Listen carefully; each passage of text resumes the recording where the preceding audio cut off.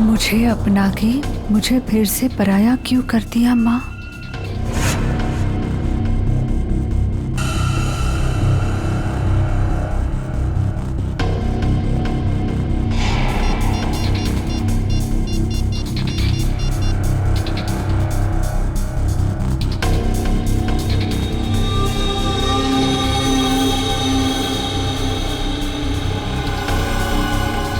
क्या आपने मुझसे कभी प्यार नहीं किया माँ?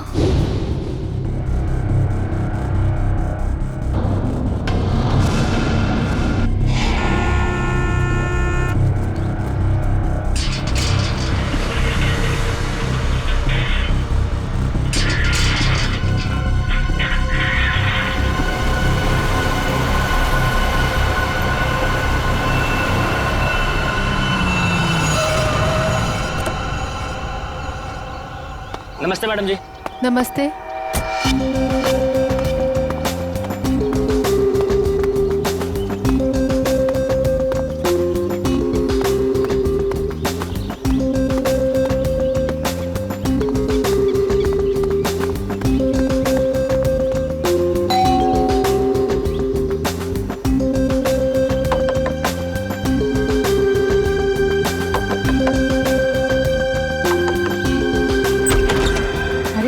दरवाजा कैसे खुला है? विनीता, विनीता, विनीता, कहाँ हो तुम? सो रही हो क्या? विनीता। अंकल, आंटी, कोई आवाज क्यों नहीं दे रहा है?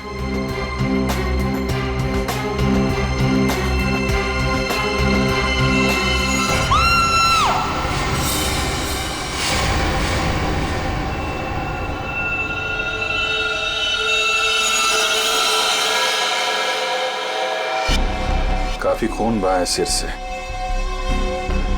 लगता है किसी भारी चीज से मारा गया है।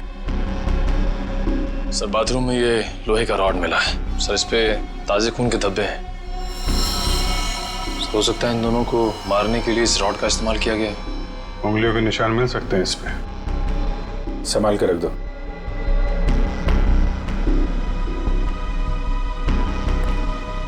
वैशाली जी, आपने सबसे पहले देखा लाशों को? मैंने और मेरी फ्रेंड विनीता ने टेनिस खेलने का प्लान बनाया था। जब मैं यहाँ आई तो विनीता मुझे नहीं मिली और अंकल आंटी की लाश के आसपास किसी को देखा था? यहाँ पे कोई नहीं था।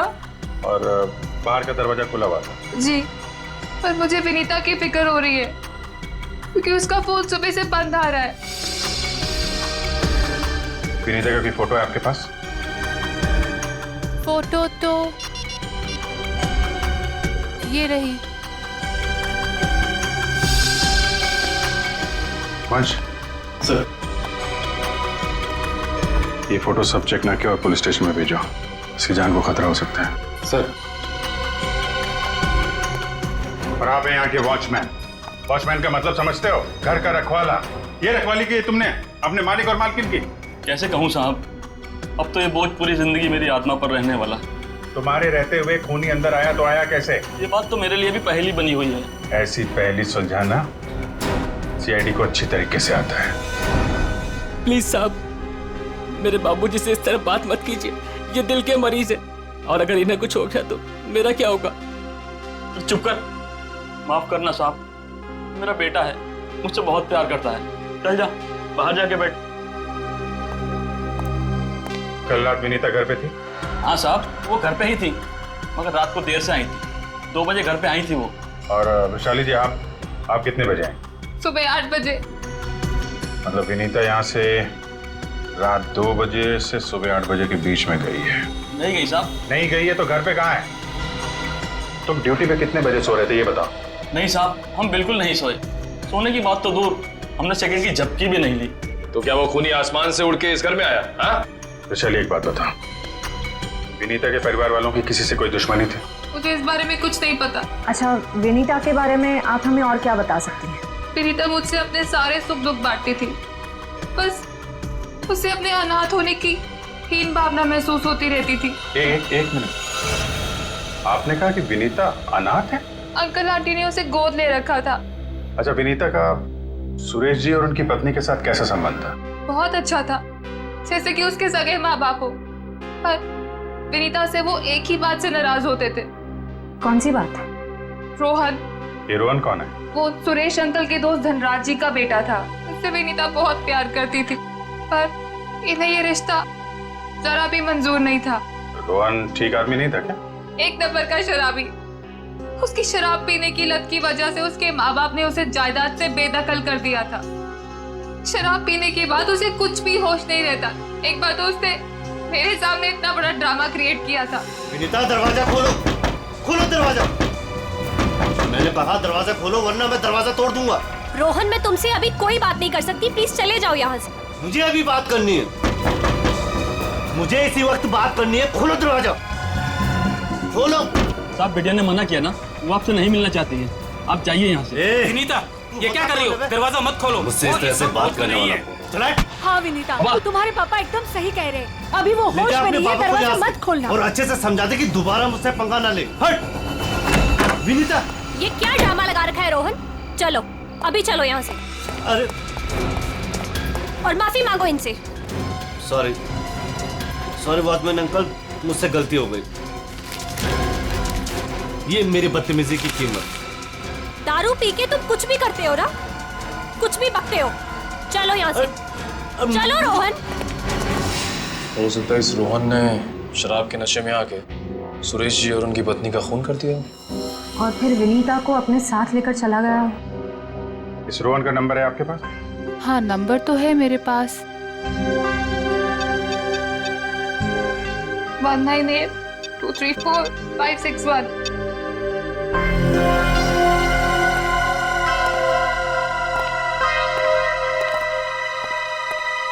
रोहन का फोन भी बंद आ रहा है। सर, अब एक बात समझ में नहीं आ रही है। अगर वो खूनी मेन गेट से अंदर नहीं आया तो फिर कहाँ से आया? घर को चेक करते हैं।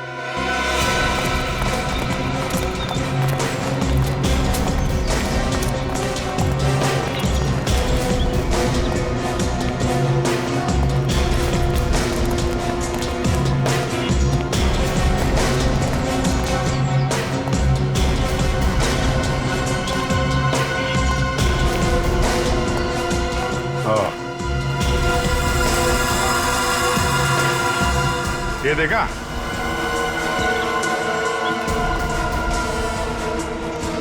लगता है खूनी यहाँ से अंदर आया और फिर यहीं से बाहर भाग गया। सर, खूनी यहाँ से आ जा सकता है, लेकिन खूनी विनीता को यहाँ से कैसे लेके जा सकता है? हाँ सर, अगर विनीता के साथ उसने जोर जबरदस्ती की होगी तो विनीता चीखती चिल्लाती शोर मचाती। हो सकता है विनीता को बेहोश कर दिया। इसके पहले उसे कुछ हो, हमें उसे ढूंढना होगा और इस रोहन से भी मिलना पड़ेगा।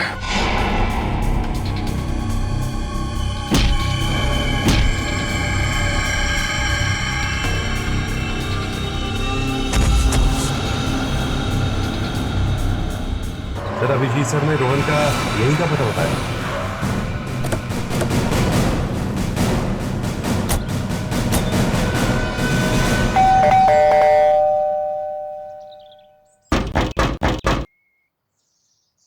सर, ये रोहन वाकई में अंदर नहीं है या फिर जानबूझ के दरवाजा नहीं खोल रहा है? अभी पता चल जाएगा।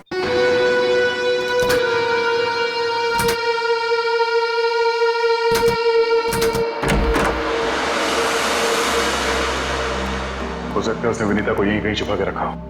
घर में सामान भी ज्यादा नहीं है, पूरा घर खाली दिखाई दे रहा है। हाँ, वैसे भी कंगाल है वो। माँ बाप ने तो बेदखल कर दिया था उसे। सचिन,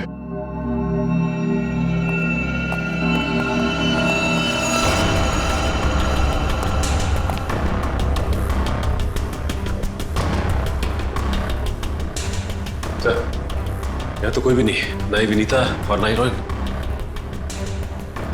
हो सकता है उसने अपना ठिकाना बदल दिया। काम करो, घर की तलाशी लो, कोई ना कोई सुराग जरूर मिलेगा।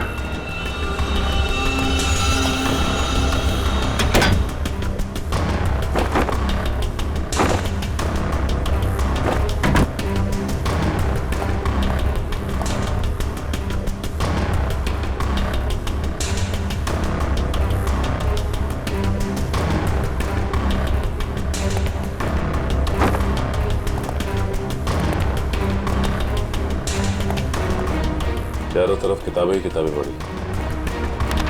लगता है इस रोहन को किताबें पढ़ने का बहुत शौक था। नजरिया बदलिए, बहुत अच्छी किताब है ये।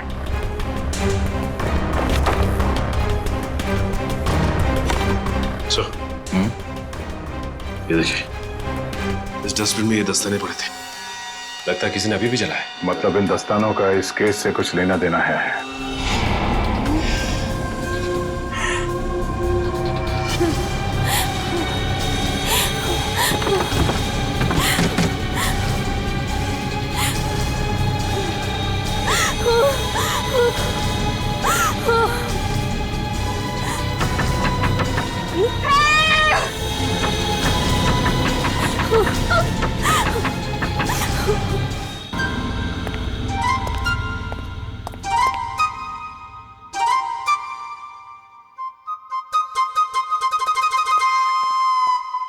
Ready sir. मेरे इतने बड़े शरीर के इत्तू से दिमाग में ना एक बात नहीं घुस रही है। कौन सी बात? ये रोहन का मेन मकसद था विनीता से शादी करना। Correct correct. फिर इसने अपने सास ससुर की जान क्यों ली? अरे वृषाली ने बताया था ना कि उसे शराब पीने की बहुत जबरदस्त लत थी, और शराब के नशे में लोग अक्सर कुछ भी कर जाते हैं, उन्हें कुछ याद नहीं रहता। हाँ क्या? शराब के नशे में इतनी ऊंची दीवार कोई कैसे चढ़ सकता है, भले रस्सी के सहारे क्यों नहीं? और फिर विनीता, वो तो शराब नहीं पीती, वो क्यों गई रोहन के साथ? सर वैसे भी विनीता तो उनकी सगी बेटी थोड़ी थी। जो कुछ भी हो, जो कुछ भी हो, लेकिन वो अपने माता पिता से बहुत प्यार करती थी। नहीं नहीं नहीं, कुछ और ही चक्कर है। लगता है इन दोनों को मारने का ही प्लान था। सर हाँ, लगता है ये काम किसी लुटेरे का होगा। फ्रेडी लुटेरा नहीं हो सकता। कोई लूटने के लिए आता तो घर का सारा सामान वैसे के वैसे कैसे रहता? नहीं नहीं, ये मुजरिम जो भी है ना, उसका एक ही मकसद था, इन दोनों को खत्म करने का। सर, हाँ, एक बहुत ही हैरान कर देने वाली बात पता चली है। क्या? सर विनीता ने 1 हफ्ते पहले फायर ब्रिगेड में फोन किया था, और ये रही उस फोन कॉल की audio clip. Hello fire brigade, मेरे घर में आग लगी है, प्लीज जल्दी किसी को भेज दीजिए। मेरा एड्रेस है 603 हर्ष विहार शांति नगर। लेकिन सर जब फायर ब्रिगेड वाले उनके घर पहुंचे तो विनीता की मम्मी माला जी ने उन्हें ये कहकर वापस भेज दिया कि वहां कोई आग वाग नहीं लगी है। हाँ, उसके घर में तो कोई आग लगने का निशान भी नहीं मिला। अरे झूठ क्यों कहा उसने? यही बात तो समझ में नहीं आ रही। फायर ब्रिगेड वाले ने खुद देखा था स्टोर रूम से धुआं निकलते हुए। उसने अंदर जाना भी चाहा, लेकिन माला जी ने उसे रोक दिया। माला जी ने फायर ब्रिगेड वाले को अंदर जाने से रोक दिया? क्यों? कुछ और ही चक्कर है।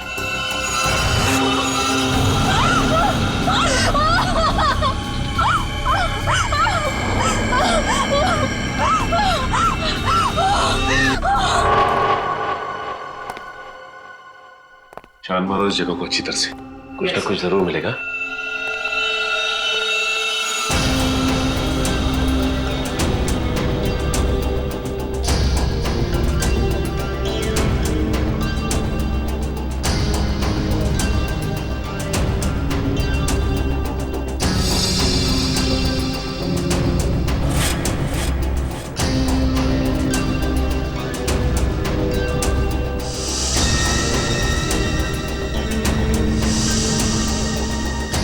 ये क्या हुआ सर?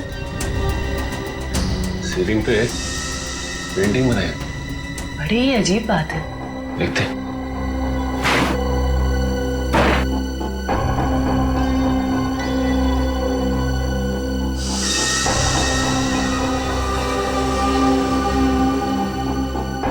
ये क्या? ये तो लगता है धुएं से बना हुआ निशान है, जलने की वजह से। मतलब सर फायर ब्रिगेड वाला सही कह रहा था, यहाँ पे आग तो जरूर लगी है। सर इस पेंटिंग से जली हुई सीलिंग को अच्छी तरह छुपाने की कोशिश की है। लेकिन सवाल ये उठता है कि सुरेश की पत्नी ने झूठ क्यों बोला फायर ब्रिगेड से? आखिर यहाँ पे ऐसी कौन सी आग लगी थी? सीलिंग का सिर्फ यही वाला हिस्सा चला।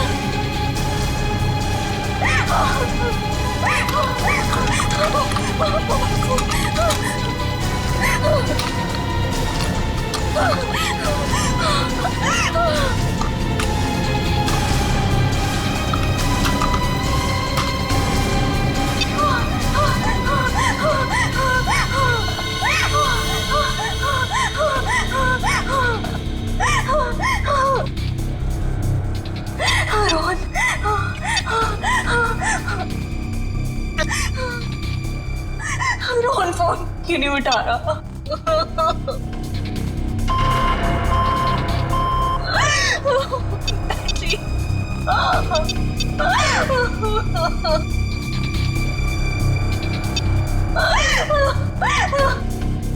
वैशाली पे फोन नहीं उठा रही।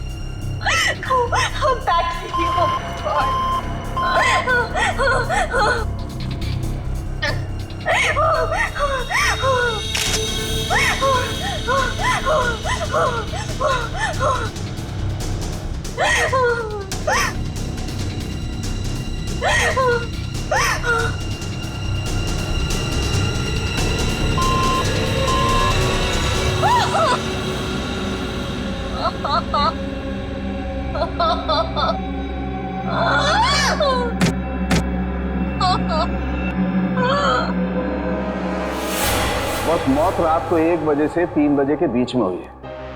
और सर वॉचमैन कह रहा था कि विनीता रात को 2 बजे घर लौटी थी। सर अगर खून उससे पहले हुए होते तो वो चीखती चिल्लाती या बाहर जाती। मतलब खून 2 और 3 बजे के बीच में हुए हैं। सालून के साहब, हमें जो लोहे का रॉड मिला था उसके ऊपर से खूनी के उंगलियों के निशान मिले या नहीं? नहीं, बस कोई उंगलियों के निशान नहीं मिले। नहीं मिले? रोहन के घर में से हमें आधे जले हुए ग्लव्स मिले थे। कहीं रोहन ने वो ग्लव्स तो नहीं पहने थे ये खून करते वक्त? हो सकता है, तारिका वही चेक कर रही है। सर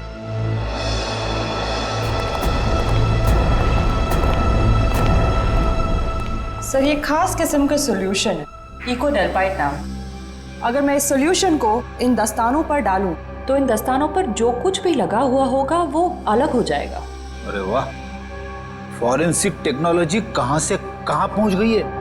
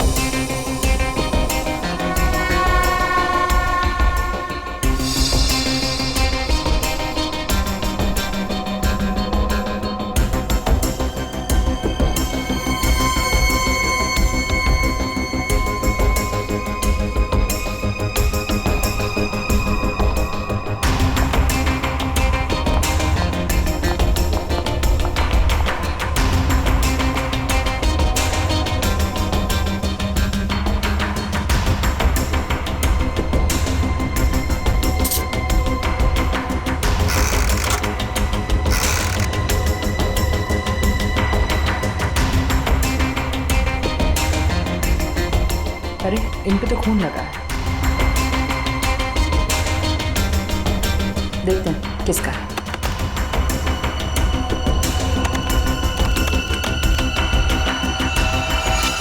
पॉजिटिव सर, ये खून मिस्टर एंड मिसेस सुरेश का ही है।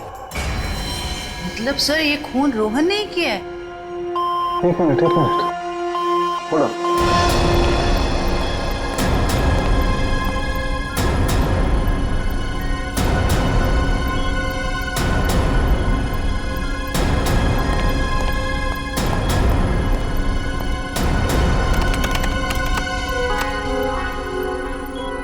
बस वो देखो,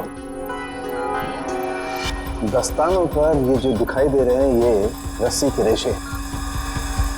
सर कहीं ये वही रस्सी तो नहीं जो हमें विनीता के घर के बाहर मिली थी? ये डॉक्टर साहब का कंप्यूटर कैसा है? टी टी टी टी करते रहता है। बस दस्तानों पर रस्सी की रेशे के अलावा कुछ और भी है। क्या? थोड़ा वक्त दो, पता लगाता हूं।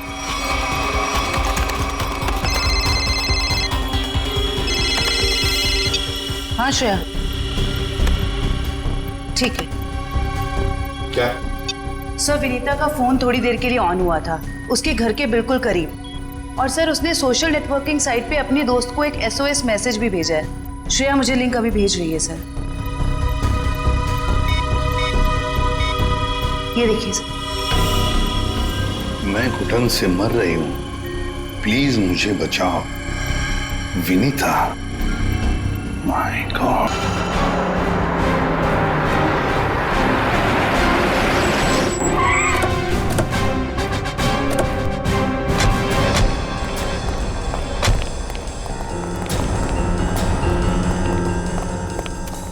फिर मोबाइल कंपनी ने बताया कि विनीता का फोन आखिरी बार यही ऑन हुआ था। इस घने जंगल में नेटवर्क मिला, यही बड़ी बात है। जरा देखो आसपास।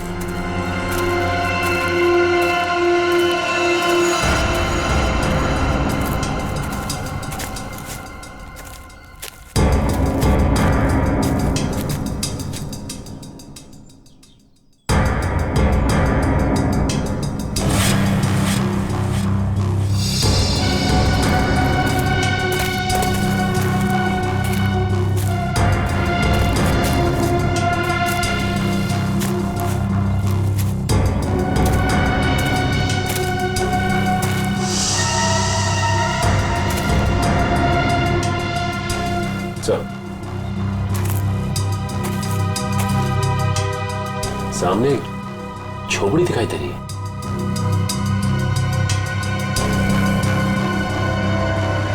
दिव्या, वंश,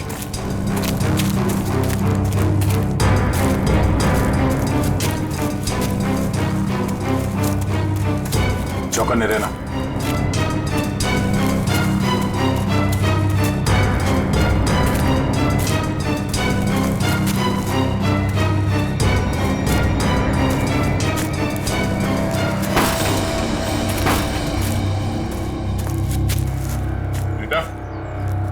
बेटा,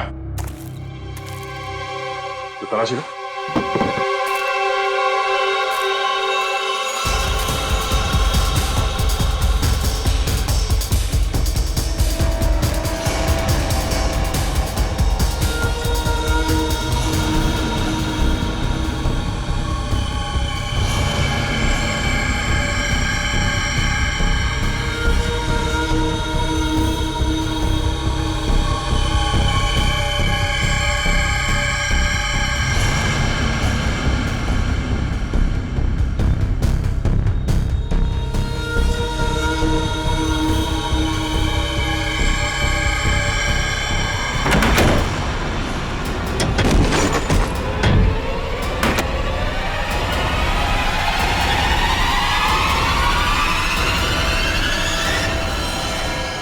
तो ये तो रोहन है।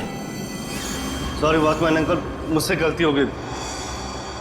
हम लोग सोच रहे थे कि सब रोहन का किया था, पर किसी ने इसे ऊपर पहुंचा दिया। सर कहीं ऐसा तो नहीं कि विनीता ने अपनी आत्मरक्षा के लिए इसे मार दिया? नहीं, इसे भी ठीक वैसे ही मारा है, सर पे वार करके, जैसे विनीता के माँ बाप को मारा था। खूनी को एक ही है। सोचता है कि खूनी ने रोहन को मारा और विनीता को साथ लेके।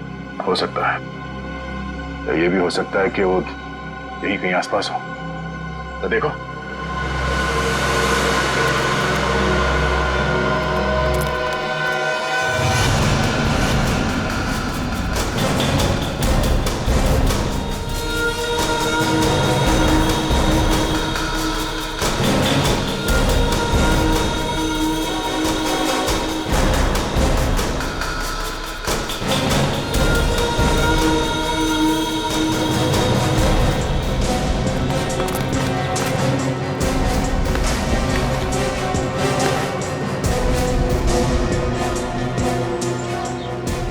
सर आसपास भी कुछ नहीं मिला से कुछ नहीं हुआ।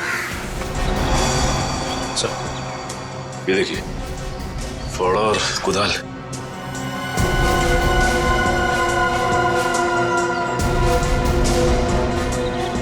कहीं जमीन के नीचे तो नहीं? यहाँ पे खुदाई का सामान पड़ा हुआ है, जरा फावड़ा दिखा ना।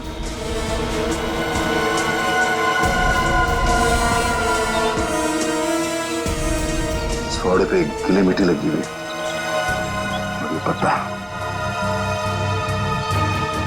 तो विनीता को यहाँ जमीन के नीचे रखा गया है, जंगल के किसी ऐसे हिस्से में जहाँ पे ये पत्ते मिलते हो। ढूंढो, जरा देखो आसपास।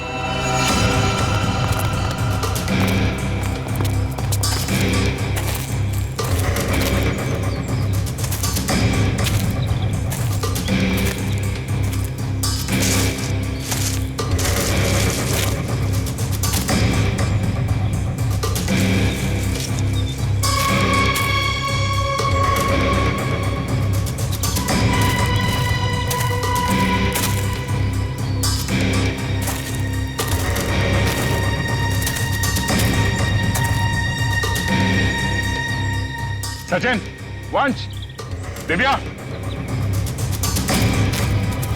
ये देखो, लगता है हाल फिलहाल में यहाँ खुदाई हुई है। वंश, खुदाई का औजार लिया जल्दी। सर।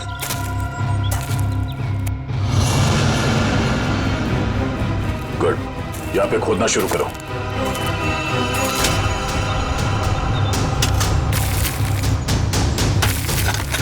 एक मिनट हट जाओ।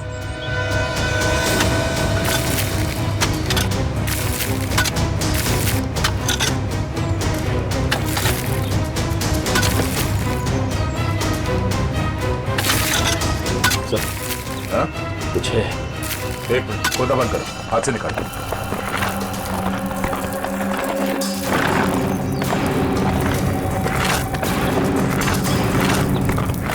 तो इसके अंदर तो नहीं?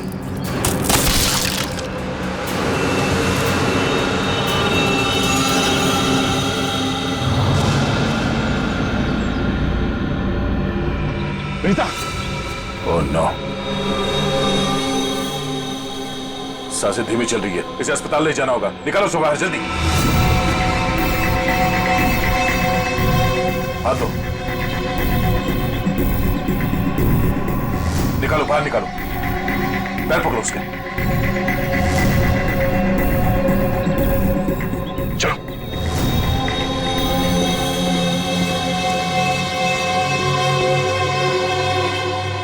इतना समय बीत गया है, पता नहीं किस हाल में होगी विनीता। हम तो वक्त रहते उसे यहाँ ले आए, उम्मीद तो यही है कि वो ठीक हो जाएगी। ठीक भी हो जाएगी तो भी रोहन की मौत और उसके माँ बाप की मौत का सदमा पता नहीं बर्दाश्त कर पाएगी कि नहीं। मैं हमेशा कहता हूँ कि सीआईडी में सबसे मुश्किल काम यही है, किसी को किसी अपने की मौत की खबर देना। हाँ डॉक्टर साहब, कैसी है विनीता? अब खतरे से बाहर है, उन्हें होश आ गया। गुड, हम उनसे बात कर सकते हैं? हाँ बात कर सकते हैं, लेकिन वो काफी तनाव में, बहुत देर तक कम ऑक्सीजन में रहने की वजह से फिलहाल बहुत ज्यादा कमजोर है वो। थोड़ा संभाल के ध्यान रखिएगा इस बात का। ठीक है, हम इस बात का ख्याल रखेंगे। Thank you. चलो।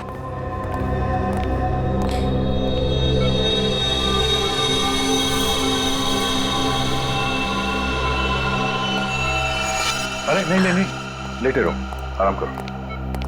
Thank you sir. डॉक्टर ने बताया कि आप लोगों ने मेरी जान बचाई। अरे हम तो बस एक जरिया थे, जान बचाने वाला तो वो है। ये ऊपर वाले की भी मुझे समझ नहीं आती। जब उसने मेरी जान बचाई तो मेरे मम्मी पापा की जान भी बचा लेते। तो तुम्हें अपने माता पिता के मर्डर के बारे में पता है? हाँ जी सर, जिस वक्त ये सब हुआ मैं नीचे हॉल में रोहन से फोन पे बात कर रही थी, तभी मैंने कुछ आवाजें सुनी। फिर क्या हुआ? और जैसे ही मैं दौड़ के ऊपर गई तो किसी ने मुझे क्लोरोफॉर्म सुंघा दिया, लेकिन मैं पूरी तरह से बेहोश नहीं हुई थी। और किसी ने मेरी आंखों के सामने मेरे मम्मी पापा का खून कर दिया। सर, जिस किसी ने भी मुझे दोबारा अनाथ किया है, आप प्लीज उसे छोड़िएगा मत। उसे फांसी होनी चाहिए, फांसी। बिल्कुल, तुम्हारे माता पिता और रोहन के खूनी को हम क्या? रोहन का भी खून हो गया? अब मैं किसके सहारे जीऊंगी? प्लीज सर, संभालिए अपने आप को, प्लीज। अच्छा ये बताइए कि आपको कब पता लगा कि आप उस बॉक्स के अंदर बंद हैं? जब मेरी आंखें खुली तो मैं एक घुटन भरे बक्से में थी। मुझे नहीं पता था कि किसी ने मुझे जिंदा दफन कर दिया। अच्छा विनीता, उनमें से किसी का चेहरा देखा था तुमने? नहीं सर। ठीक है। आरोप साहब, दया, वो जो रस्सी है, उस रस्सी पर मुझे भेड़ का बाल मिला है। उस रस्सी पे भेड़ का बाल मिला? हाँ दया, भेड़ का बाल। और भेड़ भी ऐसी वैसी नहीं, हिमालय पर रहने वाली भेड़। ओह, मतलब वो रस्सी किसी ऐसे आदमी का है जो हिमालय पर्वत के आसपास जाके आया है या फिर वहीं का रहने वाला है? बिल्कुल बिल्कुल। ठीक है डॉक्टर साहब, मैं आपसे बाद में बात करता हूँ। ओके।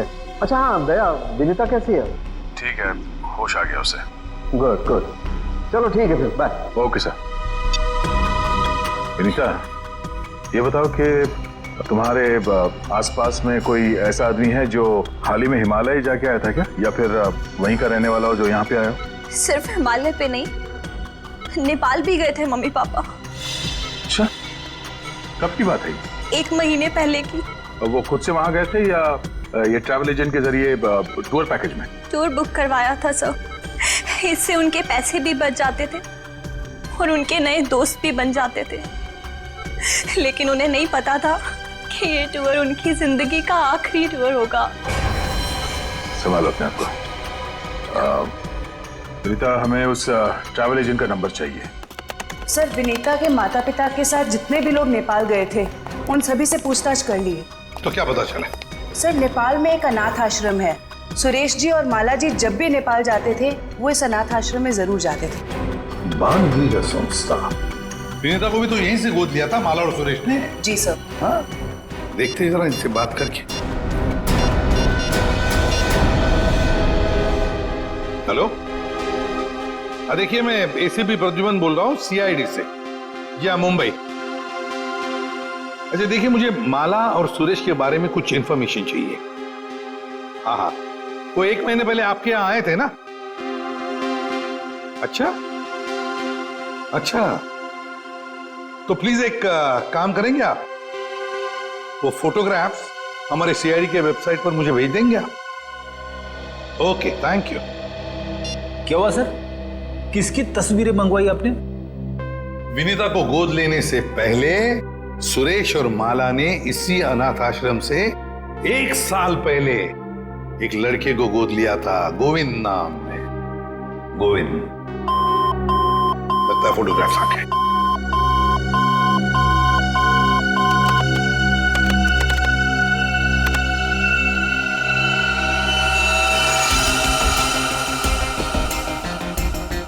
पांच साल की उम्र थी, साल 1999। मतलब सर, वो आज तकरीबन 20 साल का होगा। अभी पता चल जाएगा गोविंद अगर आज है कैसे दिखता होगा।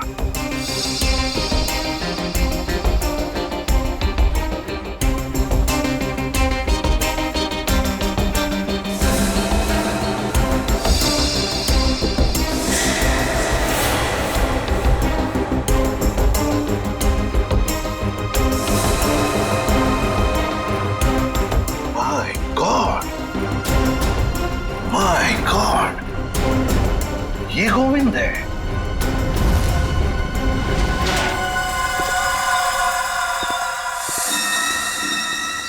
अब देखते हैं कहां भागेगा।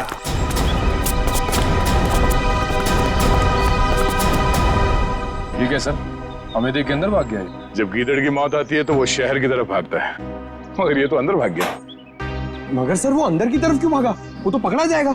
ऐसे मुजरिम बाहर की तरफ भागते हैं, मगर ये अंदर भागे या बाहर, पकड़ा तो ये जाएगा ही। कहां गया ये? अभिजीत, दया सर, फैल जाओ, मैं सामने से घुसता हूं।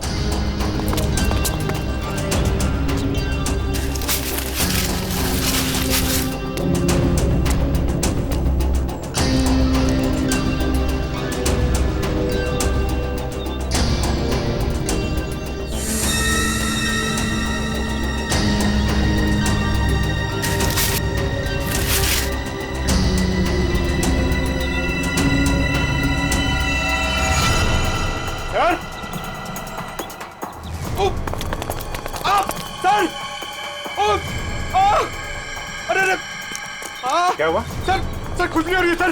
अरे खुजली कहाँ से होने लगी तुम्हें? सर बहुत तेज खुजली हो रही है सर। ये झाड़ की वजह से। अभिजीत क्या हुआ इसे? सर ये प्लांट ये बहुत गड़बड़ है, इसकी वजह से इसको खुजली हो रही है। एक मिनट अरे जल्दी से हॉस्पिटल ले संभाल के, कुछ नहीं होगा। आ जाओ आराम से संभाल के। तो जानबूझकर हमें यहाँ अंदर बुलवा लिया है। जाल रचा है उसने खुजली वाले पौधों का। संभल के रहना, यही कहीं छुपाई है।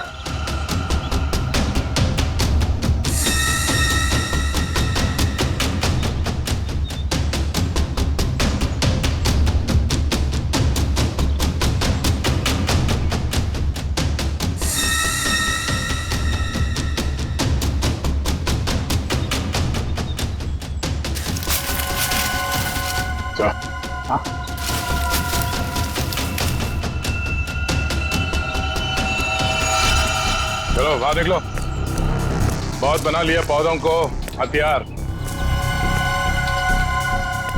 अब विदाई का समय आ गया तुम्हारा, ससुराल चलना है। चलो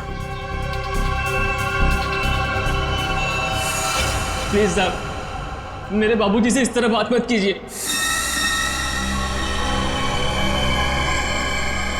बहुत गड्ढे खोद लिए दूसरों के लिए, गिर गए ना उसी में। सर पानी मंगाइए सर, वरना मैं खुजली से मर जाऊंगा। पानी क्यों? खुजली का इलाज हम अपने साथ लेके चलते हैं। किसी औलाद के लिए अपने माँ बाप का खून करना इतना आसान नहीं होता सर, फिर चाहे वो माँ बाप सौतेले क्यों ना हो। गोद लिया था ना उन्होंने तुम्हें, फिर वॉचमैन को क्यों सौंप दिया? यही सच तो मैं भी जानना चाहता था सर, कि मुझे गोद लेने के 1 साल बाद मेरे माँ बाप को ऐसा क्या सूझा कि उन्हें लगा उन्हें एक लड़की को गोद लेना चाहिए, और मुझे फिर ऐसे ही सड़क पर छोड़ दिया और विनीता को गोद ले लिया। क्या तुम्हें सड़क पे छोड़ दिया? हाँ सर, ऐसा बर्ताव तो कोई अपने जानवर के साथ भी नहीं करता, जैसा उन लोगों ने मेरे साथ किया। वो तो भला मेरे बाबूजी का, जो उन्होंने मुझे रोता हुआ बस स्टॉप पर देखा और अपने साथ अपने घर ले गए, और तब मेरी अच्छी परवरिश की उन्होंने। सुरेश और माला ने पहचाना नहीं तुम्हें? नहीं सर, मैंने हाल फिलहाल में उनके घर जाना शुरू किया था। मेरे बाबूजी की उम्र हो गई थी, तो मुझे लगा मुझे नौकरी करनी चाहिए। क्या तुम्हारे बाबूजी जानते नहीं थे कि तुम उनके मालिक के बेटे हो? नहीं सर, जब मैं उन्हें मिला था तब वो वहां काम नहीं करते थे, और सर मैं इसे कोई इत्तेफाक नहीं कहूंगा, तो भगवान ने मेरे साथ इंसाफ की। तुम्हें किसने अधिकार दिया सजा देने का? सजा देने का हक सिर्फ अदालत को है। क्या तुम शुरू में ही पहचान गए थे उन दोनों को? ये बात तुम्हें मालूम कैसे पड़ी कि उन्होंने तुम्हारे साथ ऐसा किया था? नहीं पहचाना था सर। एक दिन मैं बगीचे में काम कर रहा था, तो माला मेम साहब ने मुझे घर के अंदर बुलाया था किसी काम से। विनोद! जी मेम साहब। जरा ऊपर आना, तो काम है। अभी आया। जी मेम साहब। विनोद, देखो ये पुरानी अलमारी है, इसे ठीक से स्टोर रूम में रख देना। हाँ जी मेम साहब। हाँ।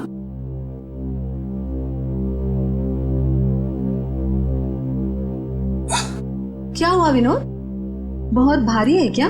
बहुत ज्यादा भारी मेम साहब। एक काम करता हूँ, इसमें से कुछ सामान बाहर निकाल लेता हूँ। मगर निकाला हुआ सामान फिर से रख देना अंदर। हाँ जी मेम साहब। हाँ।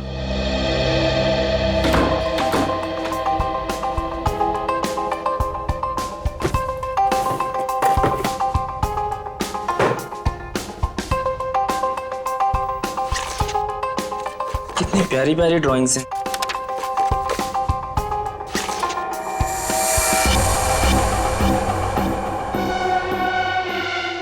ये तस्वीर तो मेरे बचपन की है। इसका मतलब साहब और मेम साहब ने मुझे गोद लिया था। विनोद, कितनी देर, जल्दी करो। जी मेम साहब, बस हो गया।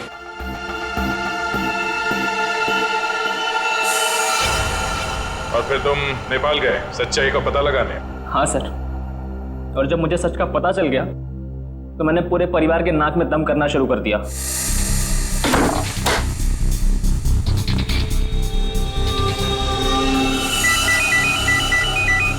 किसका फोन है? हेलो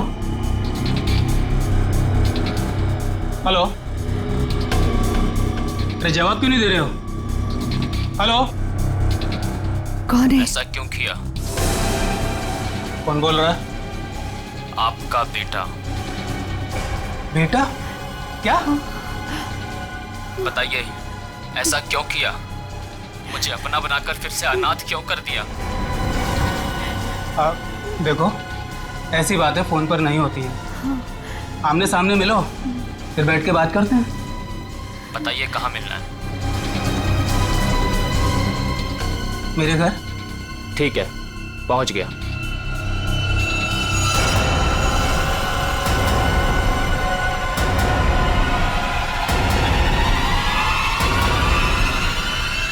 स्टोर रूम की अलमारी में तुम्ही ने आग लगाई थी ना? हाँ सर, पर माला जी नहीं चाहती थी कि उनकी सच्चाई दुनिया को मालूम पड़े और समाज में उनकी बेइज्जती हो, इसीलिए फायर ब्रिगेड को भी उन्होंने वापस भिजवा दिया। और रोहन? रोहन को क्यों मारा? मैं रोहन को नहीं मारना चाहता था सर, उससे मेरा कोई लेना देना था ही नहीं। मैं तो उसके घर गया हुआ था वो दस्ताने रखने के लिए, ताकि आप लोगों को दस्ताने उसके घर से मिले और आप लोग उस पर शक करें। उसने मुझे देख लिया सर, मजबूरन मुझे उसे मारना पड़ा। बदले की आग में तूने 3 खून किए, एक मासूम को जिंदा दफनाने की कोशिश भी की। ये कैसा बदला? ये बदले की आग तुम्हें फांसी के फंदे तक ले जाएगी, फांसी के फंदे तक।